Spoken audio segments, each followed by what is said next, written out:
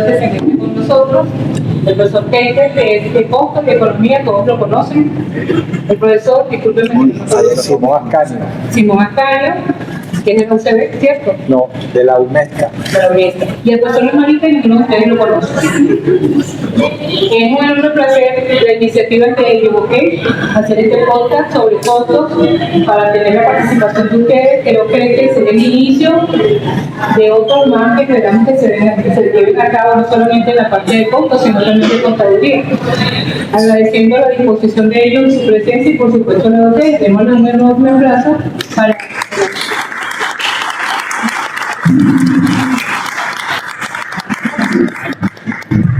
Gracias, profesora, por la presentación, ese intro tan emotivo que nos hizo.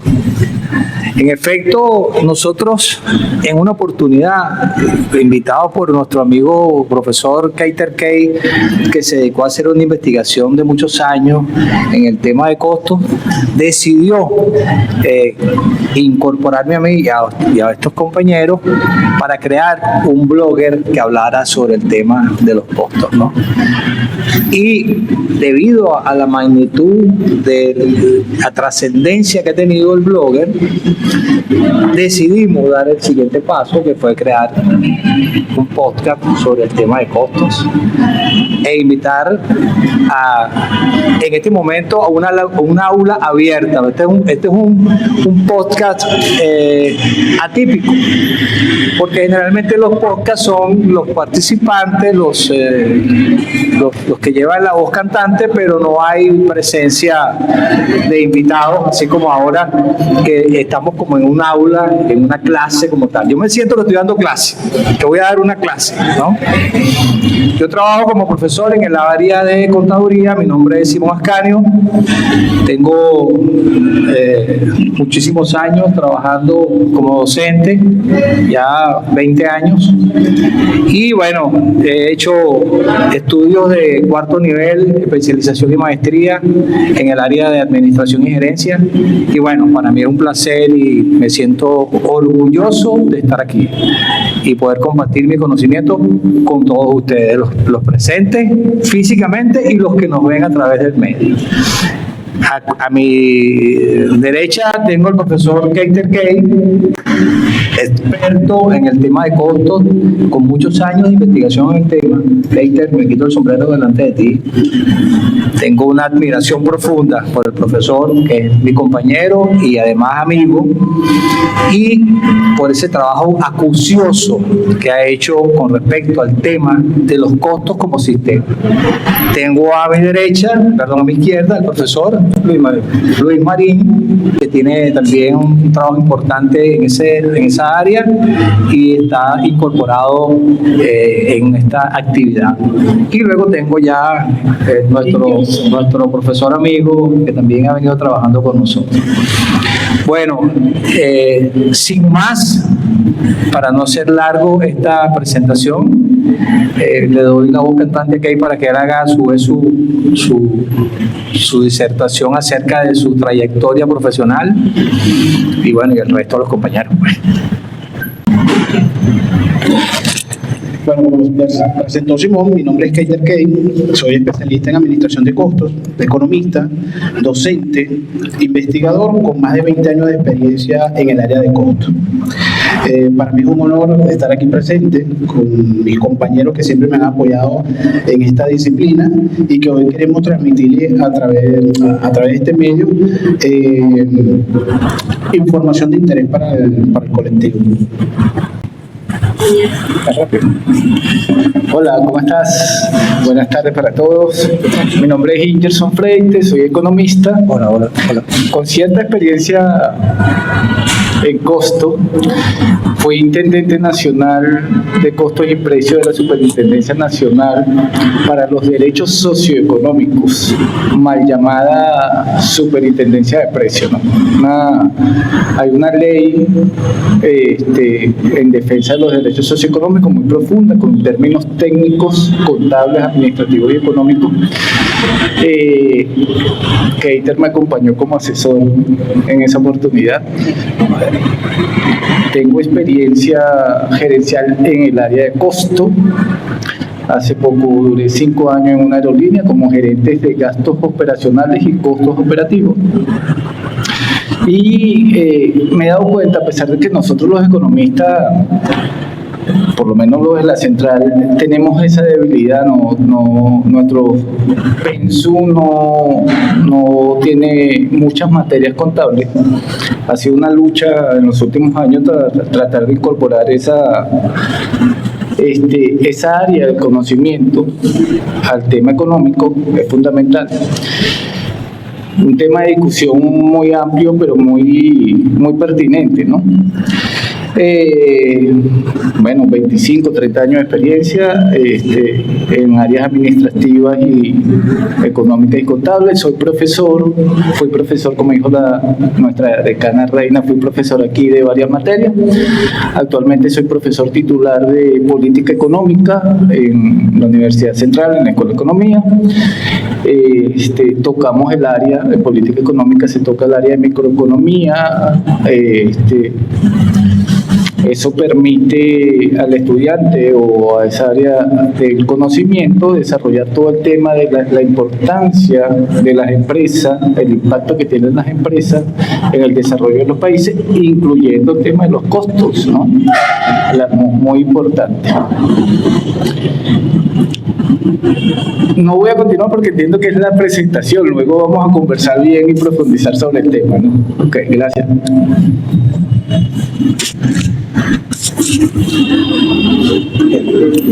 Buenas tardes para todos. Un placer de verdad estar aquí con mis ex alumnos y alumnos. Muy agradecido con el profesor Keiter, agradecido de verdad por esta invitación, a los compañeros. Es un placer compartir mi tiempo con ustedes. Esta iniciativa que llevamos a cabo con la intención de que ustedes aprendan y obtengan un conocimiento sobre la materia de los costos. ¿Estamos claros? Bueno, como los que me conocen, soy contador público, administrador, con estudios de cuarto nivel. Tengo 14 años ya aquí en la Universidad Alejandro de Humboldt, 14 años donde he tenido una gran experiencia, he conocido personas de verdad con mucho valor para mí y he visto muchos de ustedes el día de formarse como profesionales y seguir creciendo en esta hermosa carrera que es ser contador público. Como siempre le he dicho, estoy a la orden. Espero seguir contribuyendo y más ahora con este grupo de que hemos formado. Y bueno, nos ponemos a la orden para ustedes. Bueno, después de estas presentaciones que hemos hecho breves, porque si uno habla de toda la trayectoria de nuestra vida profesional, hacemos esto muy largo y aburrido, que no es la idea, no es la intención.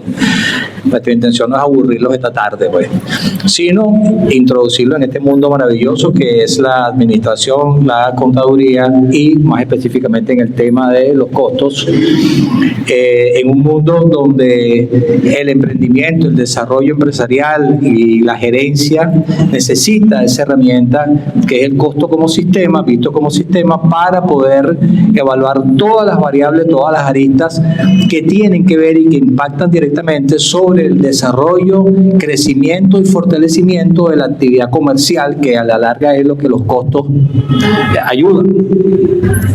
Sin embargo, bueno, para eso creo que debemos darle el micrófono a nuestro amigo Key, que ha venido haciendo ese trabajo tan importante de investigar acerca de los costos como sistema y no solamente desde el punto de vista teórico, sino también en lo práctico, resolviendo problemas de empresas, tanto pymes como de alto nivel, en el tema relacionado con el establecimiento exactamente de la estructura de costos y su importancia en el desarrollo de sus actividades de negocio.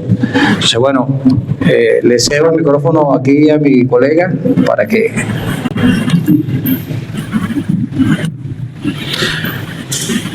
Bueno, ¿qué nos llevó a crear este grupo? Este grupo tiene por nombre Mentoría de Costo.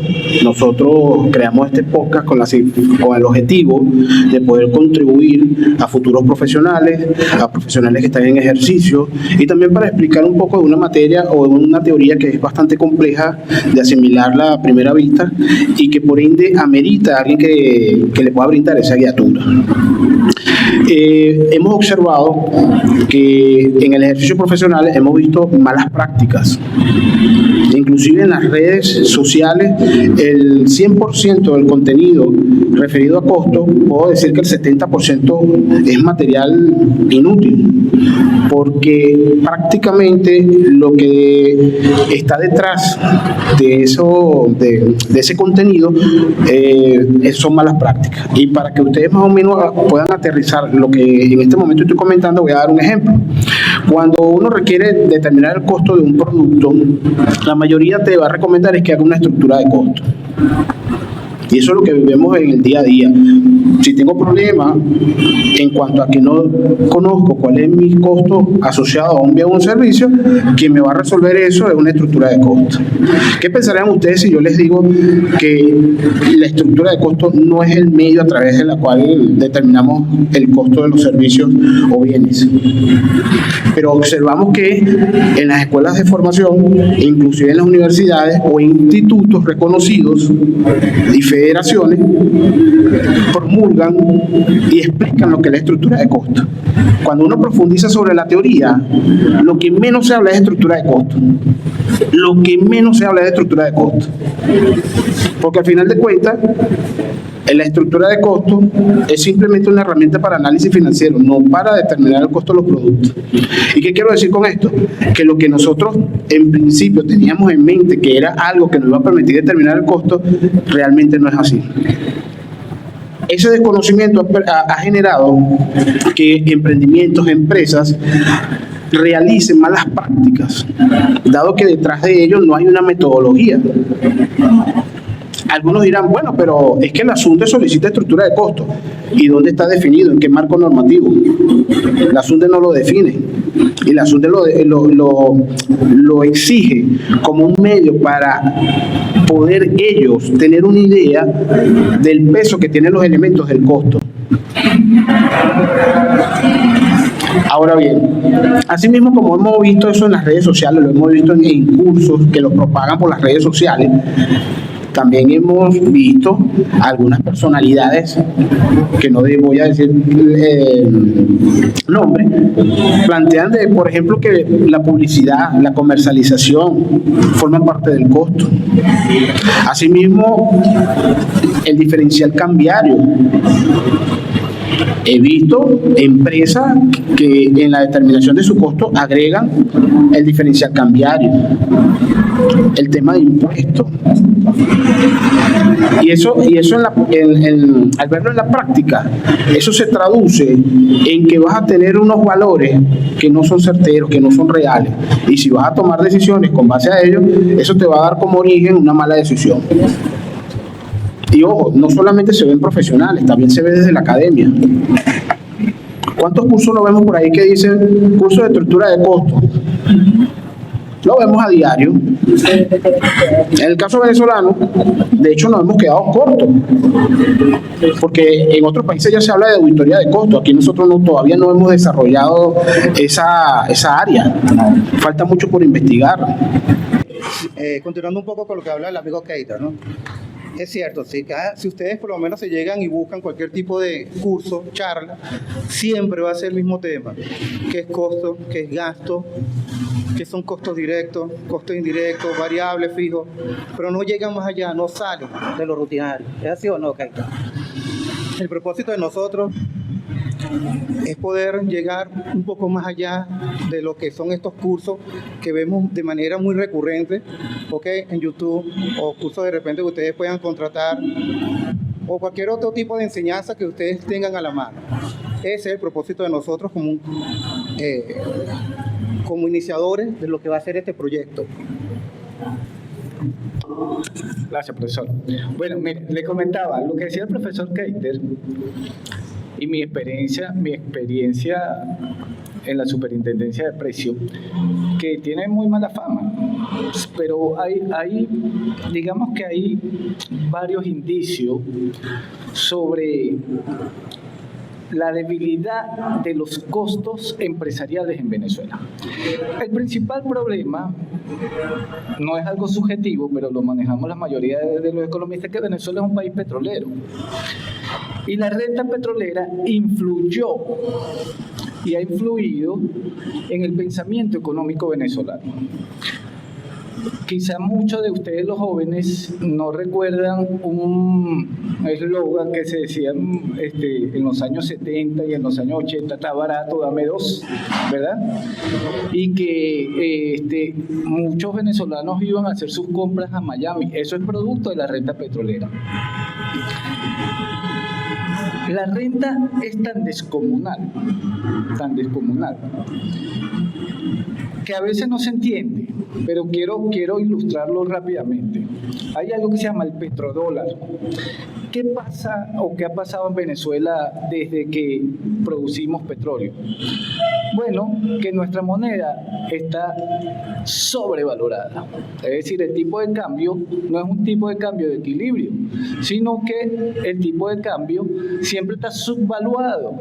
Subvaluado quiere decir que no tiene el precio real. Entonces, el poder de compra del bolívar principalmente se debía al petrodólar. Le dicen el petrodólar porque por cada barril de petróleo nosotros teníamos un bolívar subsidiado. Entonces aquí se podía comprar, se podía adquirir muchísima mercancía. Entonces a las empresas no les interesaba tener una estructura de costo. No les interesaba tener una estructura de costo porque vendían. Entonces, si yo vendo al precio que sea, ¿para qué voy a tener una estructura de costo? Sencillamente. Pero nos vamos al tema empírico, lo que decimos nosotros los economistas. ¿Qué es el tema empírico? La realidad.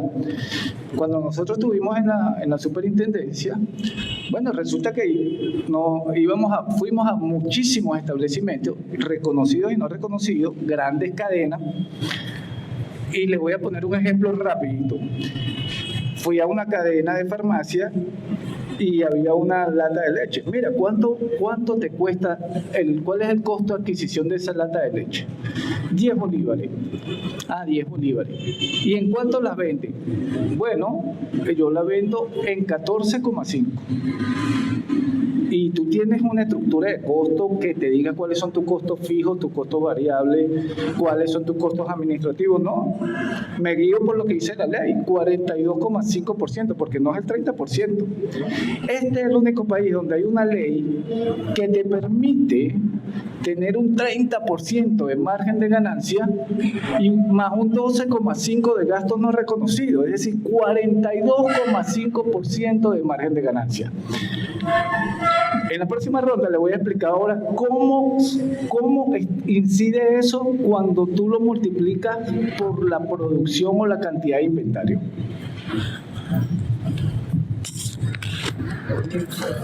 Bueno, siguiendo en esa línea de ideas, fíjense, ahí yo estaba conversando con una persona recientemente que trabajó en la superintendencia y él me decía que, bueno, que las empresas iban a la superintendencia para evaluar si la estructura de costos que ellos habían creado, habían constituido, estaba adaptada a sus necesidades o no. Y yo le decía a esta persona que tú puedes hacer todo el análisis que quieras en costos, pero al final el que te va a dar realmente si esto estás en el mercado o no es el mercado mismo. O sea, tú estableces un PVP en función de un punto de equilibrio y sales a la calle y no se vende el producto. Entonces, si el producto no se vende, significa que ese precio que tú calculaste, estableciste, está divorciado de la realidad, que es lo que tú estás planteando, ¿no?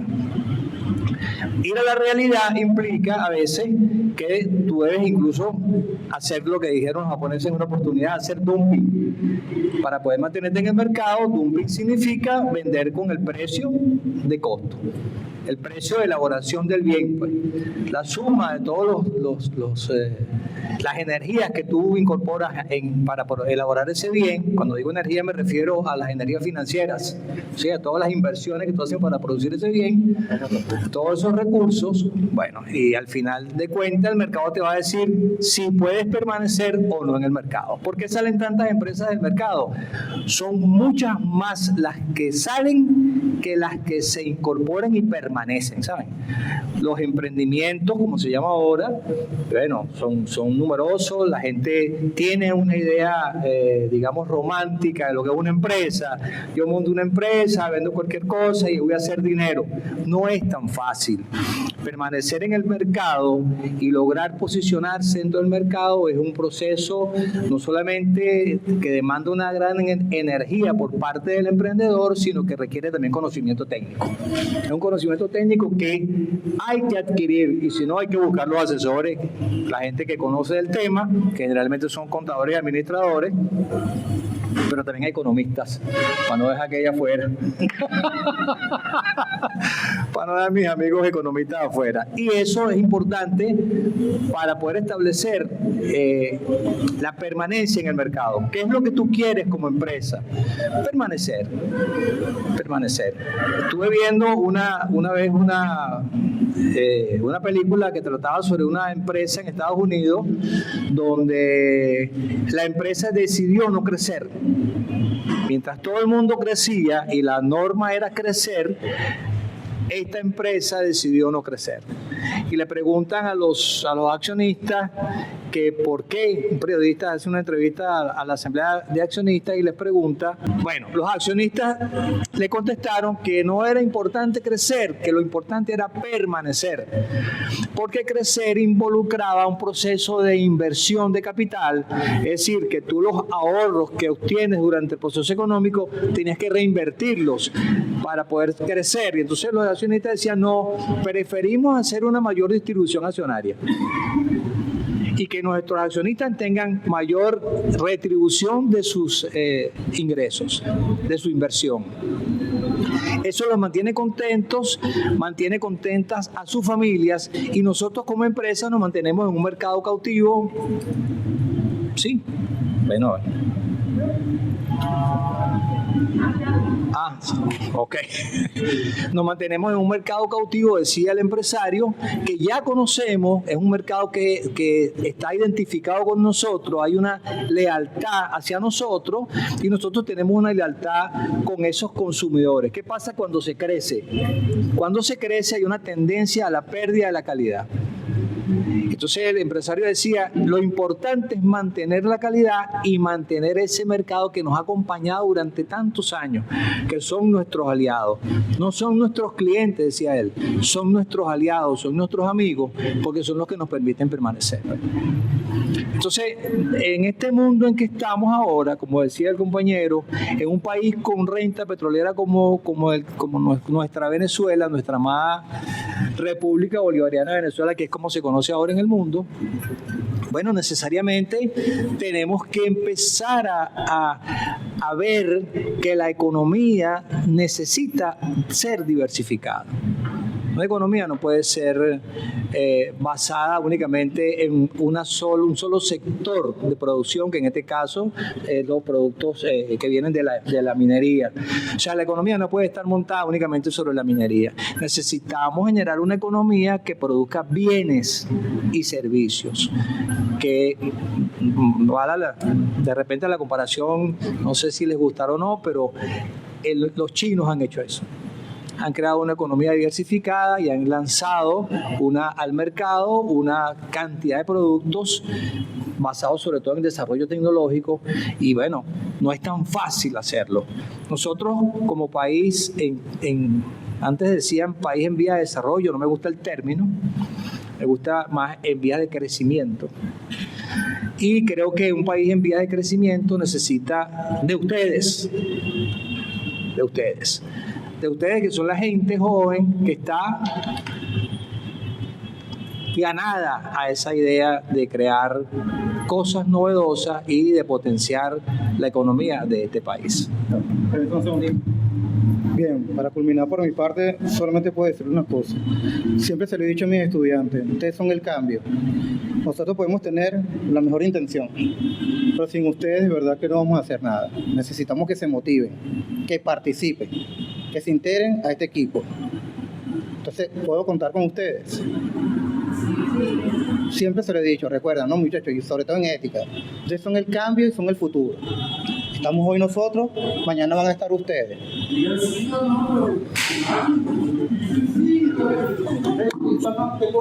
Venga a hablar. Fíjense, Es atípico, ustedes pueden intervenir. en la actualidad tenemos muchas debilidades. Y no solamente como profesionales desde el punto de vista en el ejercicio, ¿no? Sino también desde el punto de vista académico y también desde el punto de vista de política, todo referido en materia de costo.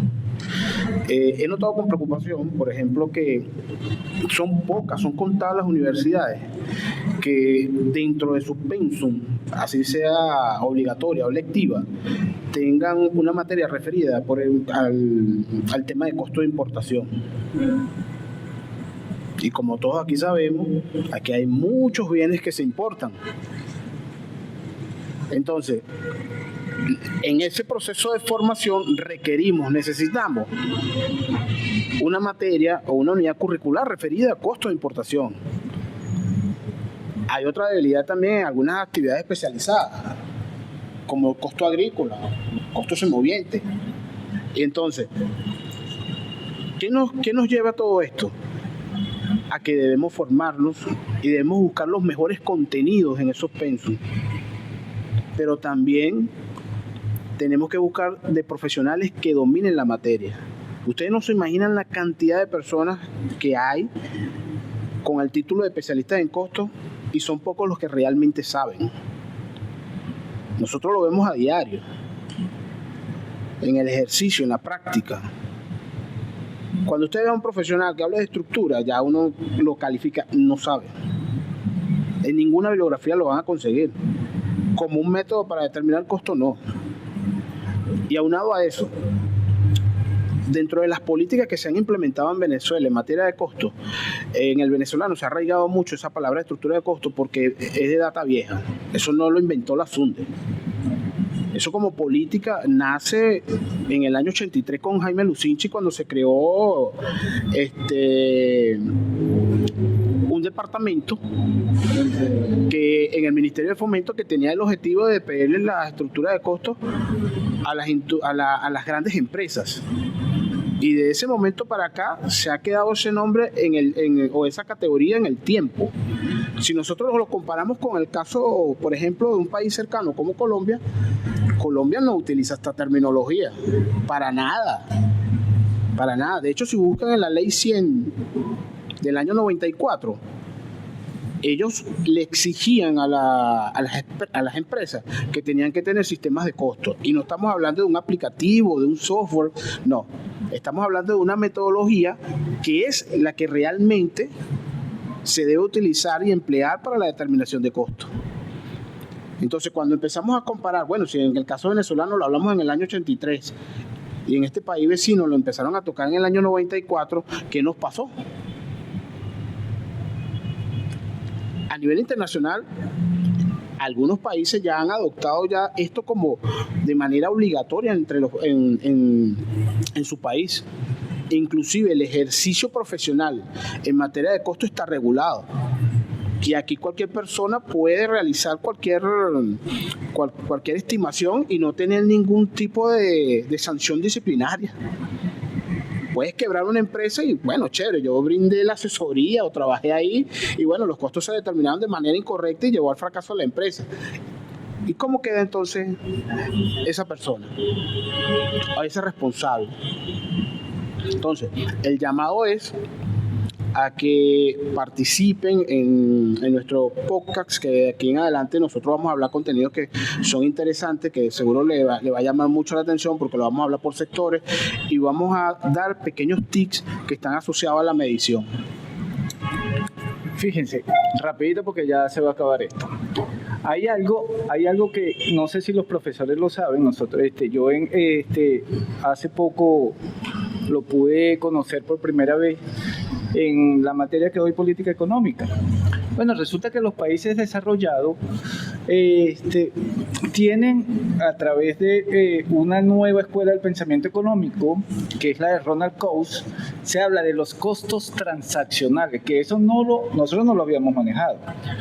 Esa escuela de pensamiento, que por cierto ya tiene 4 premios Nobel, determinó que más allá de las estructuras de costo del proceso productivo de las empresas, están los costos transaccionales que tienen que ver con los contratos. Es decir, cuando las empresas crecen y se conforman en transnacionales, ellos determinaron en un estudio de los años 60 hasta el 2000, hasta el año 2000, que las empresas gastan muchísimo dinero, las grandes transnacionales gastan muchísimo dinero en costos transaccionales, los costos de contratar abogados, los costos por demanda, los costos fiscales de los estados, y eso nosotros no lo hemos en Venezuela, eso no se ha determinado como tal.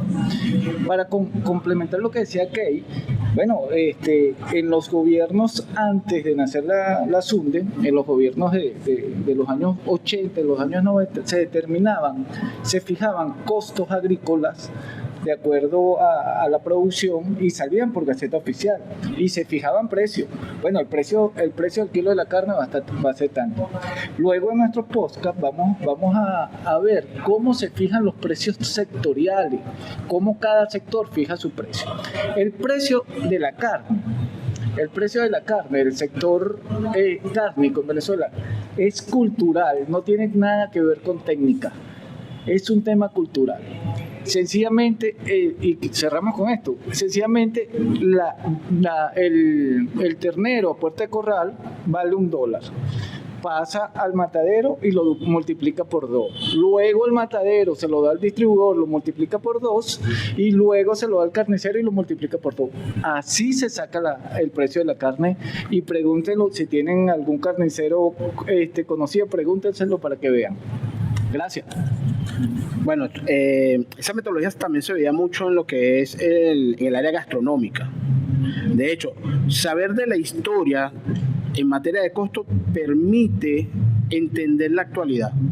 Hay algunos profesionales en el área gastronómica que determinan su costo es multiplicando la materia prima por 2, por 3. Pero esto en sí es una vieja práctica de hace muchos años. Y estamos hablando de antes de 1776. Antes de 1776, los costos se determinaban de esa manera, porque lo único que había dentro de ese proceso que generaba mayor valor y que desde el punto de vista monetario era representativo, era la materia prima. Porque como era un trabajo muy artesanal, no se le prestaba mucha atención a lo que era el esfuerzo físico o mental que realizaba el trabajador. Por ende, entonces, esa práctica ha venido todavía en algunos profesionales, llevándolo a la práctica, inclusive para la formación, lo cual en la actualidad es un error. Concluye. Bueno, fíjense que quedó abierto, a mi juicio, y creo que al de ustedes, si los interpreto bien, una cantidad de preguntas, porque el tema da para eso. Es un tema que da para eso. Hay mucha incertidumbre y hay mucho desconocimiento en cuanto al tema. Pero bueno, nos vamos a seguir viendo, nos vamos a seguir encontrando, y en las sesiones sucesivas que tengamos vamos a ir ahondando en todas estas aristas importantes que este mundo fascinante de los costos tiene, para que ustedes a su vez sean agentes multiplicadores de este conocimiento que vamos a manejar aquí. A su vez, ustedes también puedan tributar con sus propias investigaciones, con sus propias percepciones a este universo que es el costo visto como un sistema. Okay. Bueno, sin más, no me queda otra sino despedirnos a todos. El profesor Keiter Key, el profesor Luis Marín, el profesor Ingerson. Nombre algo complicado, y el mío propio, Simón Ascanio. Feliz tarde. Gracias.